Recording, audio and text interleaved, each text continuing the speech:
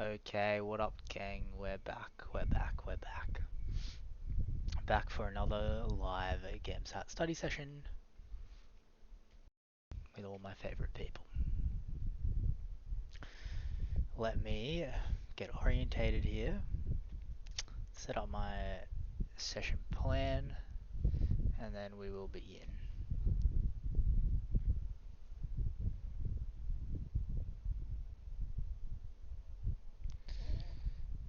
So, we are on today. We are on study session 45. We're really pumping through them.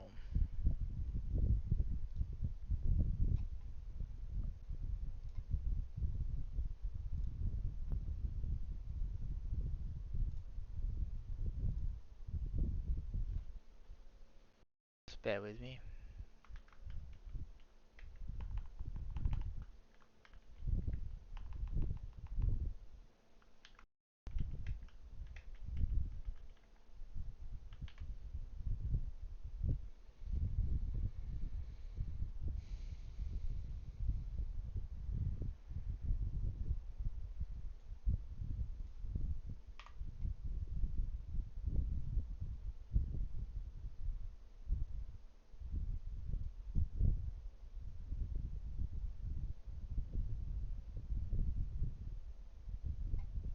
Okay, so today, I'm just gonna go back through our old mate Jim's GAMSAT's resources. Um, I'll do half an hour or something of that, and then also do some practice questions at the end. See if we can solidify any of that knowledge.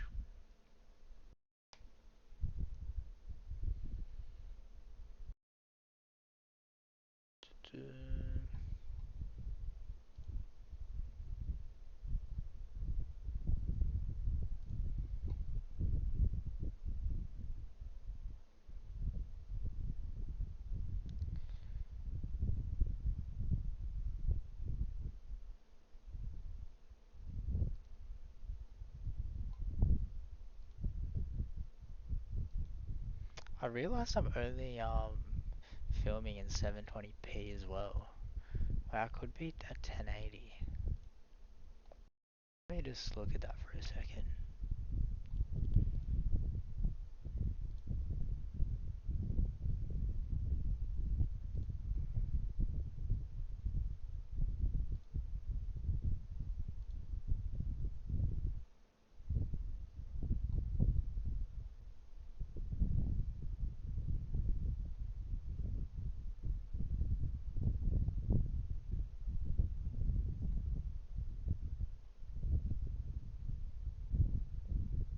Just bear with me.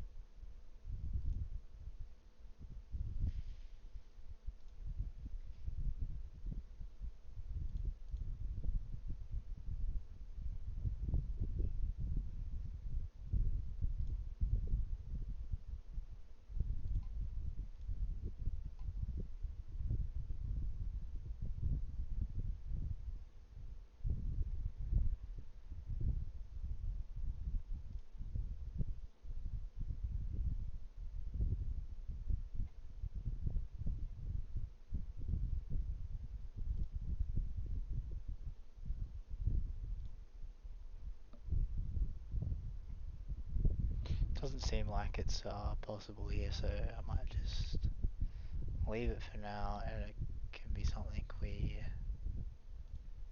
adjust in the future.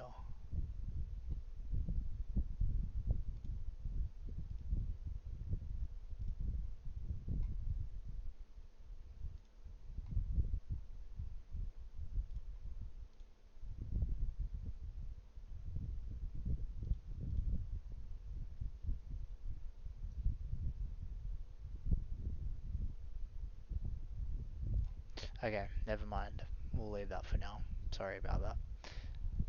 Um, okay, let's get stuck into our study.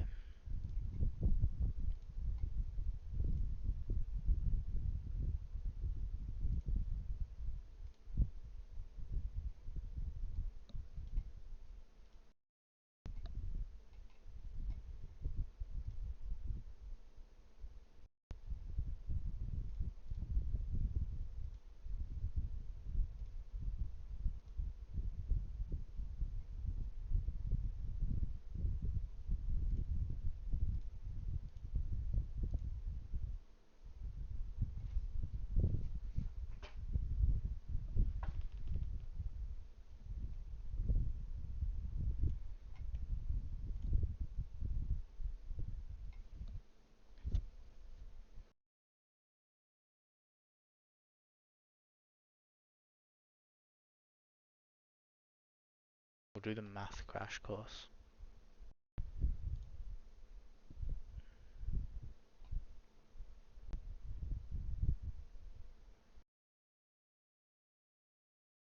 Okay, so in the GAMSAT, this unit conversion can get a little bit tricky. So hopefully that process made sense in the last video, but we need to take it to another level. So very often they might say things. So for example, we had 60 kilometers per hour into meters per second, but they give you things like how many, how many meters in 10 seconds. Now, a lot of people just intuitively know to multiply, but I've actually seen them get stuck. And I'll give you a practice example of why this process of just multiplying your answer doesn't always work. It actually depends on where the unit is that you need multiple of. So the process that I'm going to give you today, I strongly recommend that you get your head around it and use it, is that if you ever see a unit like this, which I call a multiple unit, so not a standard unit like seconds, you've got 10 seconds or 100 grams or 5 minutes or something like that. So if you've got a multiple unit, I want you to get familiar with this concept of a dimensionless unit. So what that is basically we just make up a unit and it only works for that specific question. Okay, so what we say is essentially something like 10 seconds equals one time frame. So we're making up a unit that equals a time frame. So this time frame is only going to work for this specific calculation, and I'll show you what I mean by that. So we'll just do a normal unit conversion process. So we'll have 60 over 1 times kilometers per hour, then multiply by hours, 60 minutes. So this is just exactly the same thing as I did last time. So you can see that I've cancelled out all my units and all I have left are seconds and meters. So this is exactly what we did last time. So nothing special here, but you'll see that the units I have are actually meters per second, and we need meters per 10 seconds. So using this dimensionless unit, we just do one extra step and it's exactly the same as what we did before. So we just use this unit, this dimensionless unit that we've just made up. So we multiply this by 10 seconds. So it's exactly the same process. I'm just finding the unit that I don't want, putting it on the other side of the fraction, and then on the other side of that, I'm just putting the unit that I want to go into, which in this case is my dimensionless unit, the time frame. So you can see that by doing this, we actually cancel out our seconds unit and we end up with the units of meters per time frame, and one time frame equals 10 seconds. So, I could rewrite this if I wanted to and just put 10 seconds down here. And it's saying this is how many meters I'll go in 10 seconds. Now, the reason I do that is it just means that you know how to, like, what operation to do. So you could, depending on the units, and we'll see an example in a second, these could be the other way around. So it's not always as simple as simply just multiplying by however many of those things that you need. So in this case it is, but it's not always the case. And I think just following this process makes everything a lot easier. So if you want to follow along, we're doing practice test 3, question 29, so the pink booklet. And basically the question is saying how many grays does a 60 kilogram person get during a 20-minute PET scan? And we've got all these units in the question.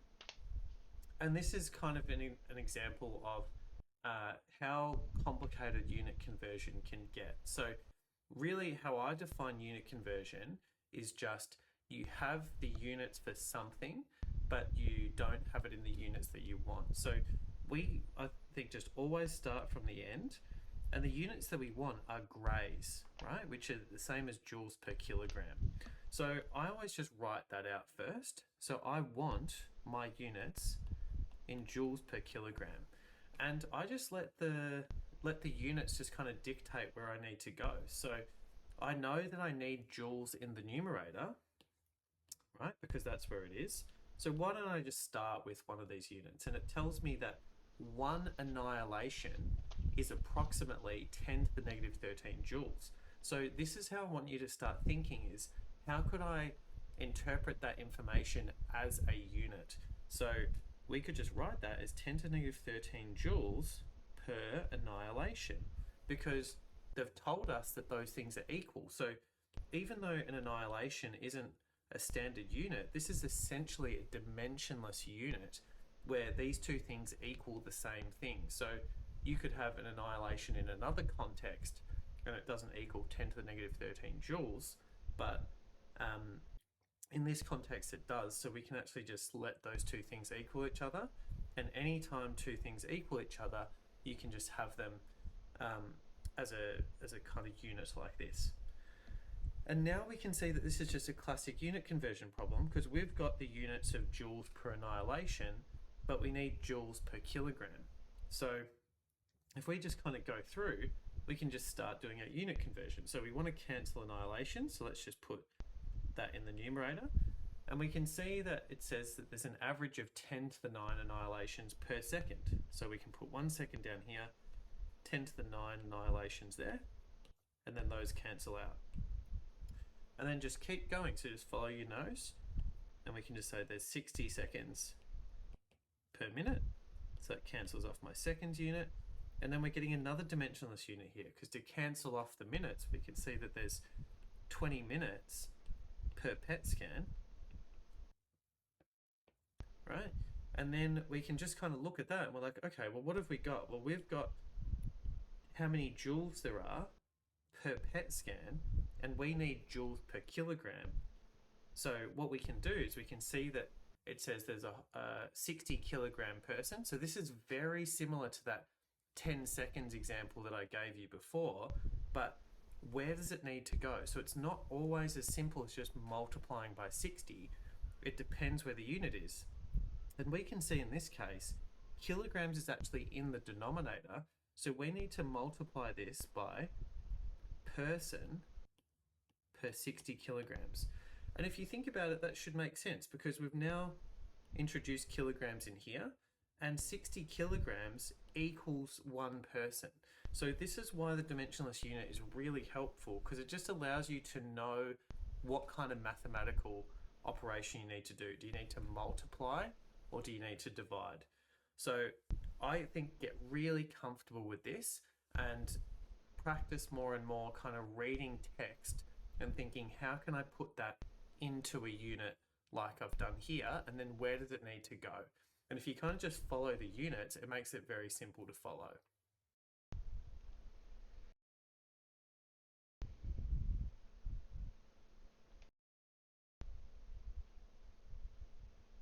I should download these.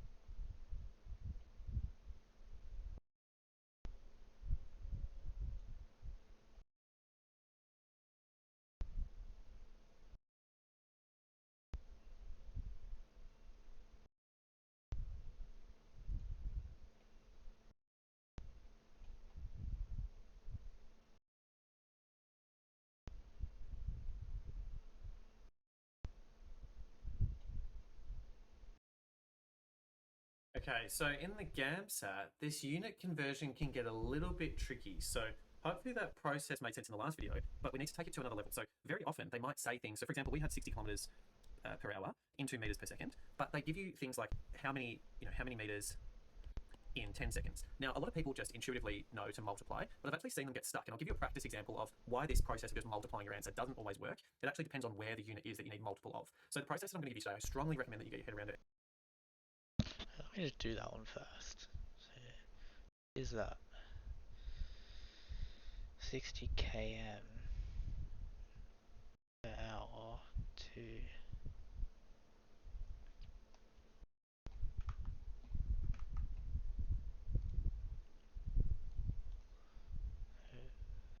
the km per hour to meters per second. So,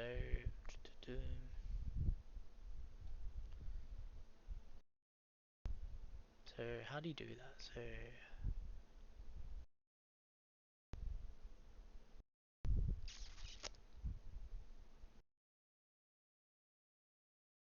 go like km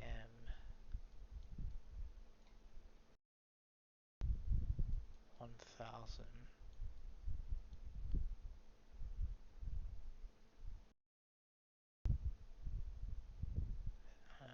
times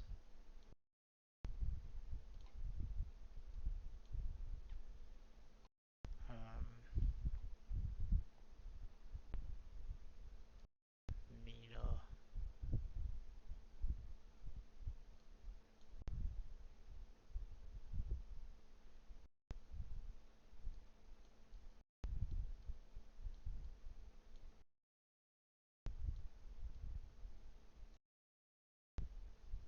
time.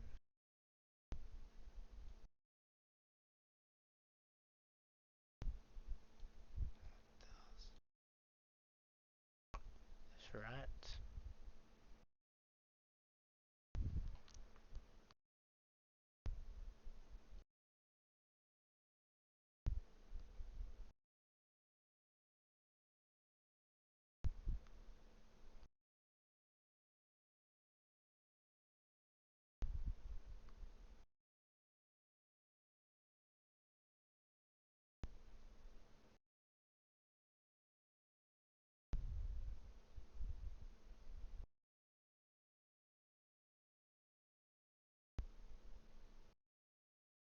Actually, don't know. And use it is that if you ever see a unit like this, which I call a multiple unit, so not a standard unit like seconds,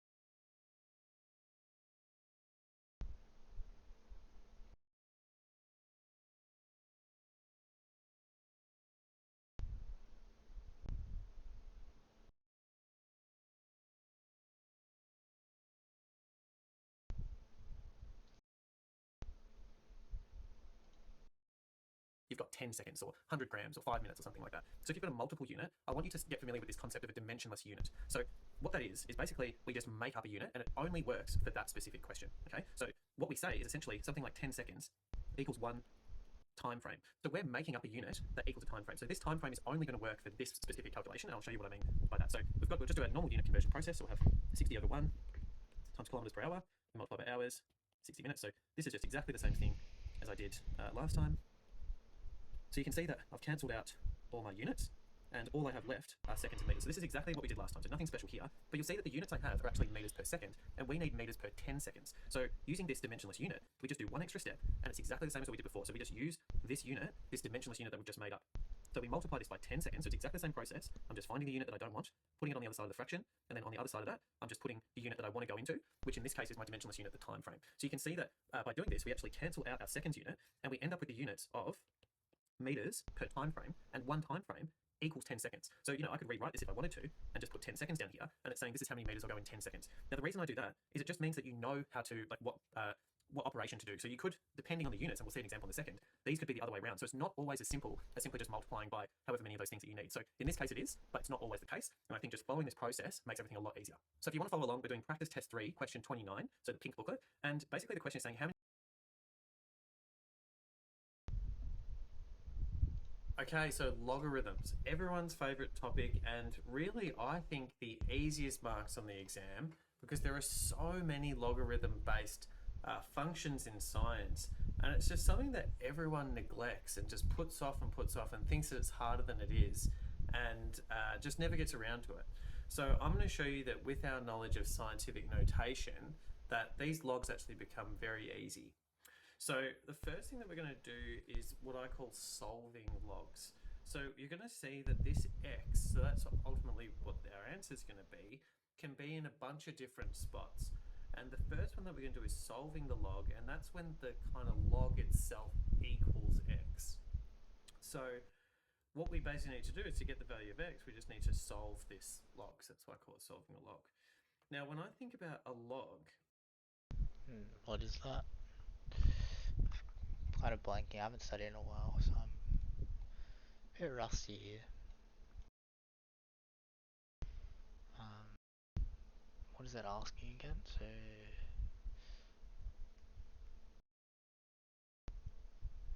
I've completely blanked on what that is even asking. 100 divided by what? No. What divided by 100?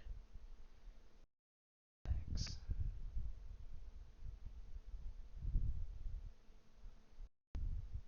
Or x divided by what equals 100?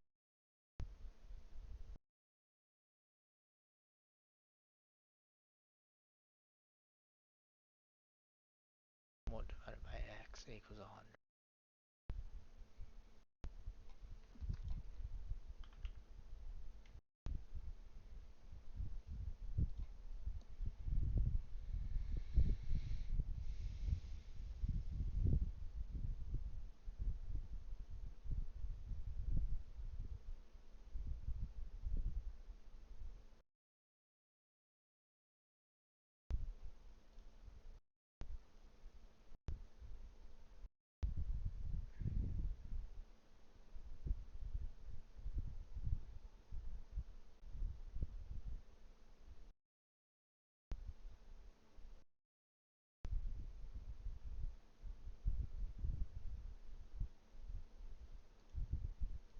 I think of it like a question. And if you can remember this question, I find it makes everything a whole lot easier with logarithms. So how I think about it is, and I've color coded everything, is how many times do I need to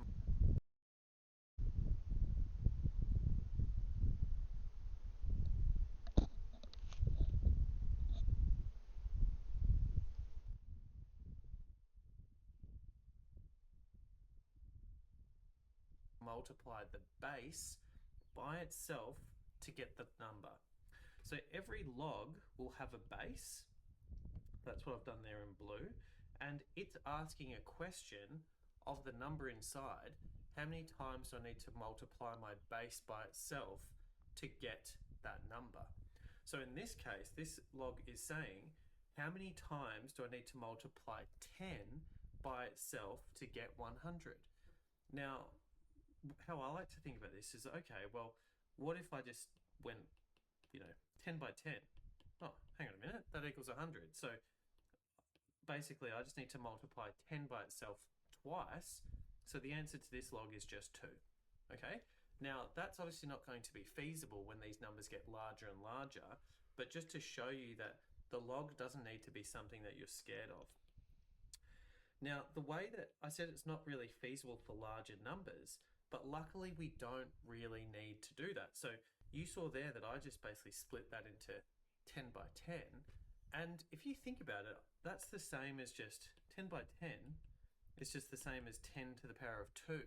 So the reason I just stress scientific notation so much is that it helps us so much with the logarithms, because if you think about what this power is saying, it's actually the answer to the question that the log is asking.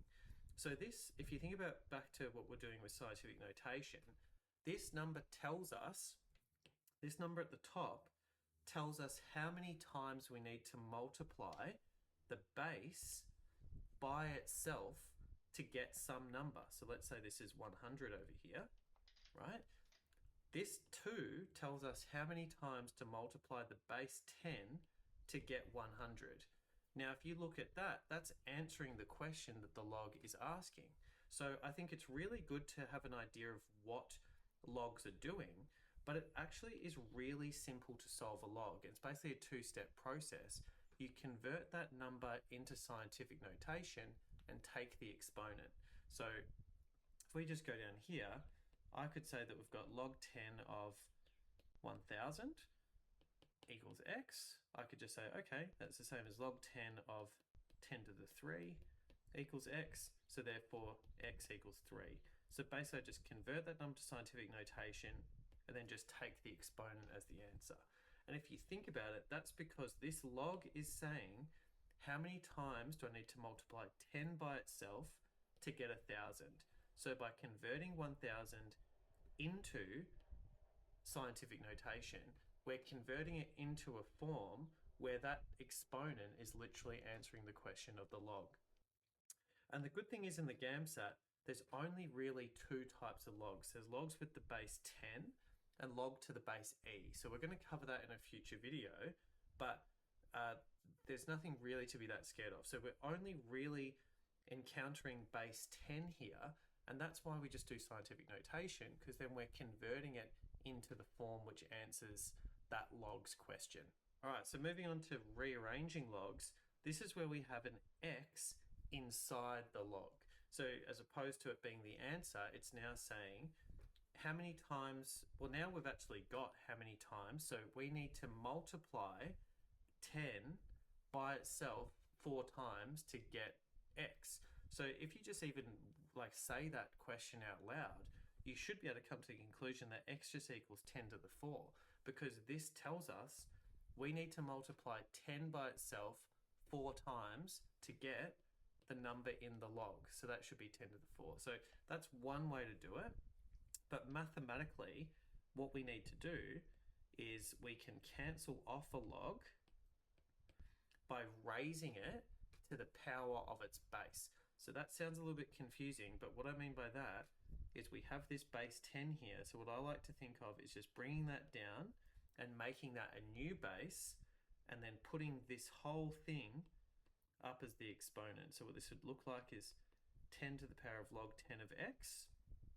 No, it looks very scary, but all I've done is just basically made that the exponent, and whatever I do to one side I need to do to the other side.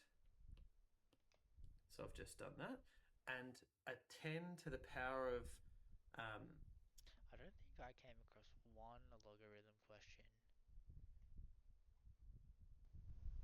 Yeah, I don't think I came across one logarithm question in the last GameStat, to be honest. I could be wrong, but I don't recall one. 10 to the power of a log with the same base, they just cancel out. So that's just something that we need to remember, and that kind of makes sense if you think about what I was just talking about. 10 to the power of something, that's just answering the question that the log's asking. So if you have them together, they just cancel out. So if you think of them as opposites, it's far easier to realize that they just cancel out. So when we do that, everything cancels out except for the x, and then we're just left with 10 to the 4, which is what we came to just from our intuitive understanding by answering that question. And the last use for logs is when we have x as the exponent to some base. So if you think about it, we're always just trying to rearrange an equation for a variable. So if our x is the exponent, we can actually just use a log to get rid of that base. So by the same way as we just raise the log as the exponent to that base, and that cancelled them out, in this case we can actually just take the log with the same base. So the key is we need to have the same base as the base of this number. Oh, sorry, that's going to be logged as well. So we need to do the same thing to both sides. But when you get the log, same thing as what we had before, when you get the log and the 10 to the power, the same base, they just cancel out. So when you do, this one's a little bit harder to get, well, I know it kind of makes sense if you think about them as opposites, but maybe a little bit hard to get your head around. But I just like to remember this one. It's quite easy once you do it a few times. And this just becomes x equals log 10 of 1,000. And that just takes us back to solving a log. So we just convert that to 10 to the 3, and then that becomes the answer. So x would equal 3 here. So just make sure you can do these 3 log processes, but hopefully I've showed that it's not that hard if you just have a really good handle on scientific notation.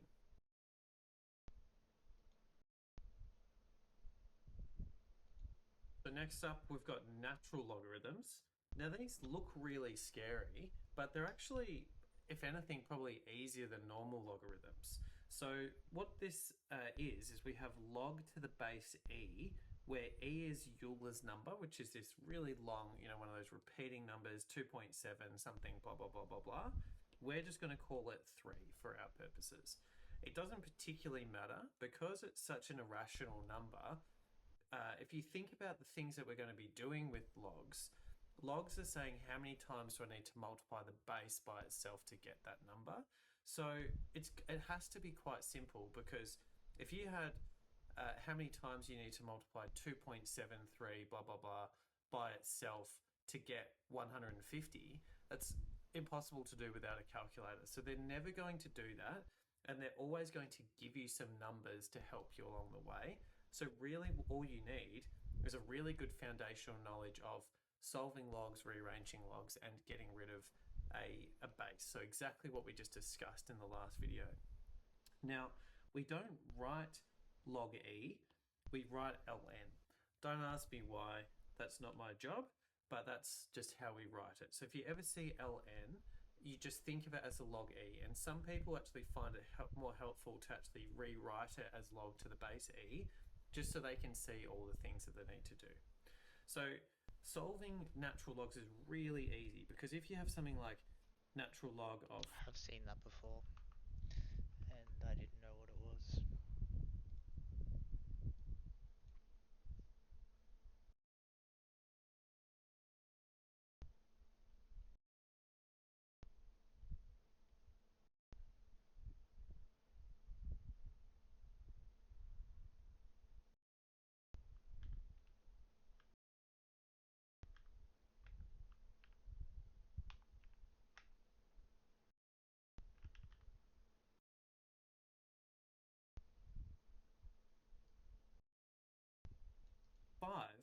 They basically just give you some value that is going to allow you to work that out. So solving logs is almost redundant because they give you that value. There's a little bit of nuance to that, and we'll discuss that in the log laws, but really they have to give you the answer in some capacity. So solving logs is super straightforward. Now, when we need to rearrange logs, so that would be like if we had natural log of x equals, I don't know, 5 or something like that, we will just need to rearrange this log to get x out of that log. So if you think about it, what we did last time was we brought the base from the log down, and then we put that log as the exponent to that base. So what's the base of a natural log? Well, it's e, right? That's what we discussed before. So we need to bring a big E down here on both sides, and then we just need to make these the exponents of those bases. So natural log of x, and then 5, and then you'll see that the E and the natural log will cancel out, and we're just left with x equals e to the 5. Now, this doesn't happen too often. Usually that will equal something else, or there'll be some other way to cancel that, but I guess you might need to be able to approximate a few of these easy ones. So 5's probably unrealistic. It'll probably be something like 3 you might need to do. So you might need to approximate e as 3, like what we said. So not 2.7 blah, blah, blah, but as 3. So 3 to the power of 3 would be 27. So you might need to do something like that, but that's just basically how we want to rearrange logs to get x out of them. And then the last example, like what we discussed, was if you have e to the x equals, let's say, 10 or something like that, you need to get x out of that exponent. And it's exactly the same as last time. So just remember that the log with the same base cancels out a base of that same base. The wording gets a bit confusing and circular, but I hope that makes sense. So how we would cancel this out is just we do ln of e to the x, do the same thing on both sides. And remember that ln has the base e, so that base e and that e cancel out, and you're left with x equals ln of 10. So now we're just solving that log, and again, they're going to have to give us some information to allow us to be able to solve that. So they're the kind of 3 things that you need to be able to do with natural logs, but hopefully I've showed you that it's really just, if you just think of them like log to the base 10, it's really helpful. So if you have those solid foundational processes down, natural logs really shouldn't be too difficult. Okay, so the last video of the maths course. This will hopefully be a happy moment, but also a sad moment. But well done for getting through so far, and I hope that you can see the improvement in your maths. But this last video that we're going to do is on log laws. So I really think there's only really 2 that you need. There are more, and you can extend this as you see fit, but this will be enough to get you through all of the examples that I can think of that you might need to apply log laws. So the first one is that we'll just have to go with a little bit of algebra here, but basically it's saying if you have a log and there is a number within that log and you can make it into 2 numbers which multiply together to give that log, you can then separate that into 2 logs and plus them together. So I'll show you what that looks like. So we could, for example, have log 10 of 100. Now remember, if we were solving this log, we would just convert that 100 into 10 to the 2, which would then equal 2, right? Because we just take the exponent as the answer. So we know that's what the answer is. Let's see what happens if we apply this log law. So we can also split 100 into 10 times 10, right? So we could rewrite this log as log 10 times 10, and then using that log law, we can rewrite this as log 10 plus log 10. And we know that log 10 of 10 is just 1, so this just equals 1 plus 1, which gives us our answer of 2. I've just decided I'm going to give you a bonus one, which is basically the same as this, except if we, instead of have a divide by, instead of a multiply, if we have a divide by, so like what I've written up here, we do exactly the same thing, except this plus changes to a minus. Okay, so for example, if we had 1,000 divided by 10, we could write that as 100 as well. That means we could do log of 1,000 over 10, so that's the same as 100, so this should equal 2, right? So then we can rewrite that as log 1,000 minus log 10, and then that will equal 3 minus 1, which again equals 2. Okay, so it's basically the same law, just in reverse. So if you're multiplying, if you can make that number into two numbers which multiply together, you can then just split that into two logs and add them together. And then if you get the divide by, you can do the same thing, split them, but this time you're minusing those logs. So there's our first log law with kind of a little bonus one attached. And the last one is just this log a to the power of b equals b times log a. So it's basically just, I like to think of it like you can just take this little exponent and just bring it out the front of the log and then multiply it. So for example, if we had so let's just do log of 100 again. So log 10 of 10 to the 2, so that's what 100 equals. We could just, again, we know that this equals 2 from before, so we can just take this little exponent out the front, so it just becomes 2 times log of 10, which is just 2 times 1, which equals 2, which is the answer that we got before. Now, the reason that I think this log law, well, these log laws are particularly important is in some cases you need to rearrange these very complicated, you might have a big kind of sum of numbers within the log and you'll need to break it up into individual parts. But another way that this comes up is you might have something like you're given natural log of 2, which equals 0.693. So this is what I was talking about in the natural logs video, is you have to be given something to help you solve those natural logs, right? But you might have to work out the natural log of 1 over 2, for example. So, and this is a very common one that I see, and I think it's just so because you often get a big equation and you can kind of see how the log's going to fit in, and if you're given the value, you can kind of just trial a few values until you get something. So I think they do 1 over that number to trick people up. So how I would do this is 1 over any number is the same as that number to the power of -1. Okay, so if we think about 1/10, for example, that's the same as 10 to the -1. And to prove that, 1 divided by 10 is just 0.1. And if you do your scientific notation, that's the same as 10 to the -1. Okay, so just remember, any number, 1 over any number, is the same as that number to the power of -1.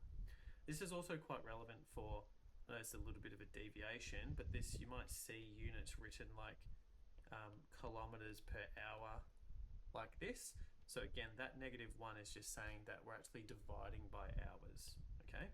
So if we have natural log of 1 over 2, we can actually just convert this to natural log of 2 to the -1, and then we can apply that second log law to bring that -1 out the front. So it becomes -1 times natural log of 2. And now we can substitute in this value for natural log of 2. So we get -1 times 0.693. So it equals -0.693. So I think it's a really important skill to have. But if you want the shortcut, if you ever see 1 over a number, you can just make it the negative of that number. That's kind of the shortcut, but I really want you to know how to do that as well. Okay, so just 1 over a number, convert that to a negative power, and then bring it out the front.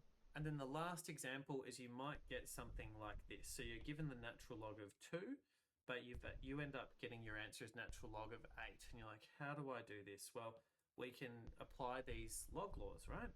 So we can separate this into natural log of 2 times 2 times 2, right? Because 2 times 2 is 4, times 2 again is 8. Now once we've got that, we can apply our first log law, this one up the top, to just separate that into individual parts. So this will become natural log of 2 plus natural log of 2 plus natural log of 2, and then you can just substitute in the 0.693 for each of these values and add them up. So that would be roughly, what, 2.1 or something like that. So they're the kind of main circumstances where I think these log laws are most relevant. So very helpful for solving natural logs, but you will also need to be able to potentially break up an equation within a log into smaller parts as well.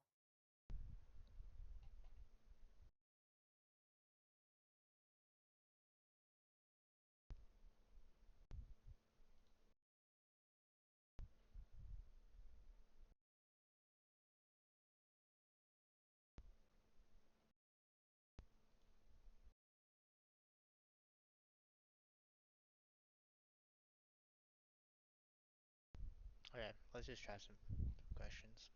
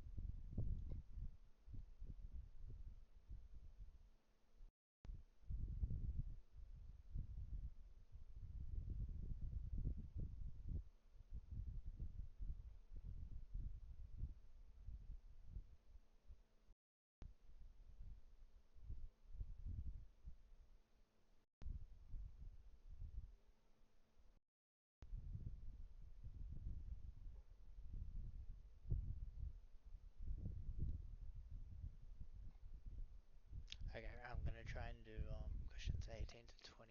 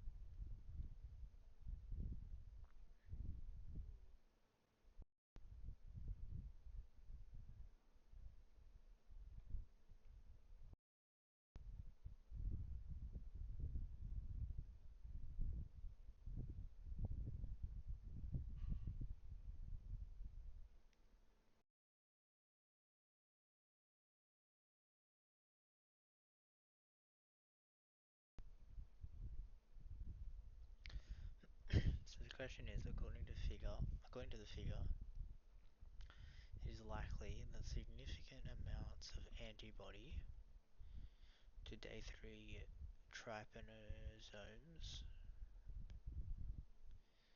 so day 3 trypanosomes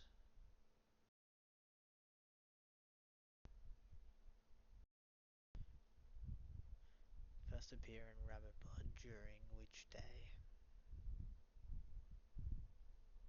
13710.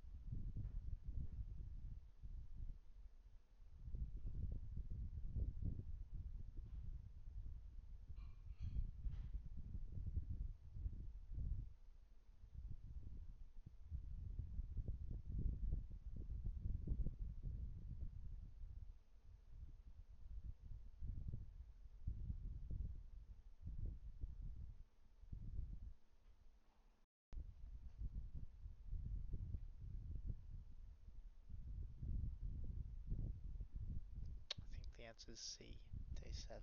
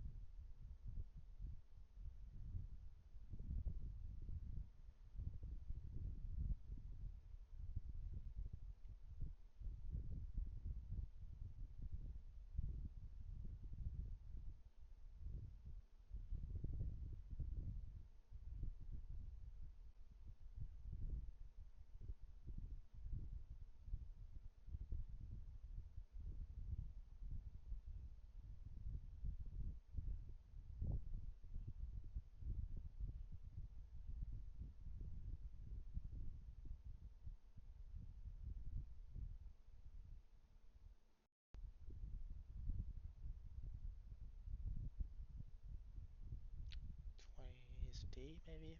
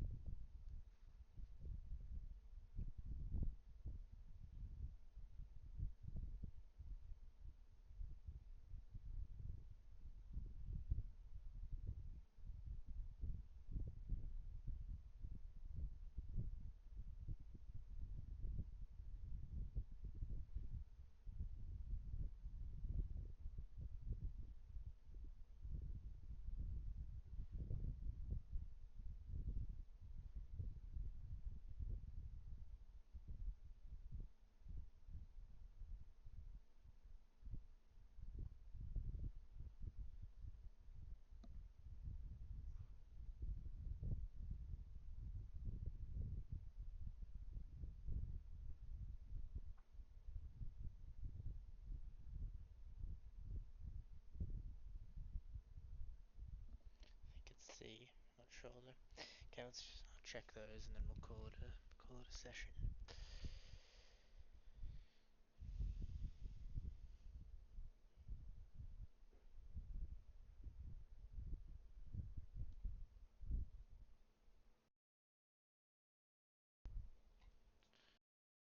18 C, 19 B, 20 D, 21 C. Yep, happy with that.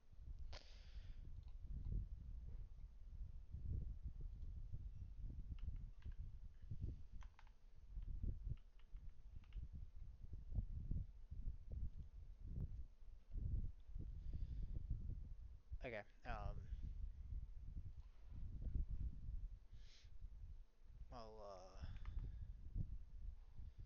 leave it there for today.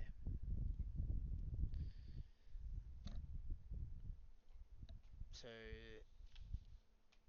this Saturday I'm gonna do like an exam style exam condition study session. If anyone would like to join, just join the Discord, and then around on Saturday at um, we'll do Saturday we'll do 9 a.m.